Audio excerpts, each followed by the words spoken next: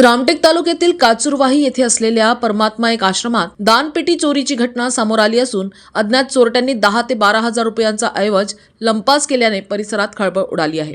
Ramtek police स्टेशनच्या हद्दीत येणाऱ्या काचुरवाही येथील परमात्मा एक आश्रम येथे अज्ञात चोरट्यांनी दानपेटी चोरी केल्याची घटना उघडकीस आली आहे। आश्रमातील दानपेटी चोरून नेऊन चोरट्यांनी सुमारे 200 ते 300 मीटर अंतरावर असलेल्या मातामाय मंदिराजवळ मुकेश गोल्हार यांच्या शेतात दानपेटी फोडल्याचे आढळून आले। दानपेटी फोडून त्यातील अंदाजे 10 ते 12 हजार रुपये रोख रक्कम चोरट्यांनी लंपास केली असल्याची माहिती आहे। घटनेची माहिती मिळताच आश्रम प्रशासनासह ग्रामस्थांनी घटनास्थळी धाव घेतली।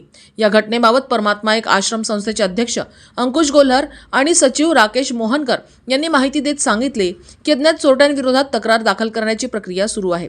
विशेष बाब म्हणजे मागील 1.5 वर्षापूर्वी सुद्धा याच आश्रम भवनात दानपेटी चोरीची घटना घडली होती। आता पुन्हा दुसऱ्यांदा चोरी झाल्यानं ग्रामस्थांमध्ये तीव्र संतापाचे वातावरण आहे।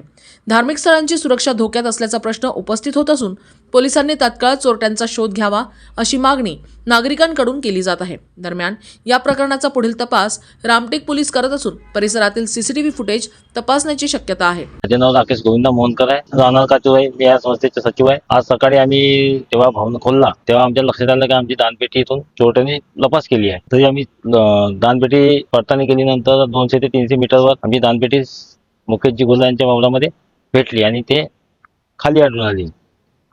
त्यानंतर ते दानपेटी आम्ही आमच्या 2 माणसांनी आणून इथं ठेवली आणि पोलीस स्टेशनला आम्ही तत्काळ रिपोर्ट दिली।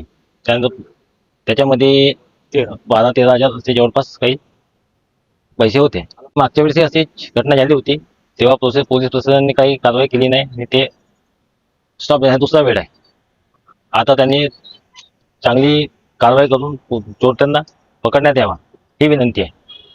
न्यूज एक्सप्रेस करिता पंकज चौधरी, रामटेक।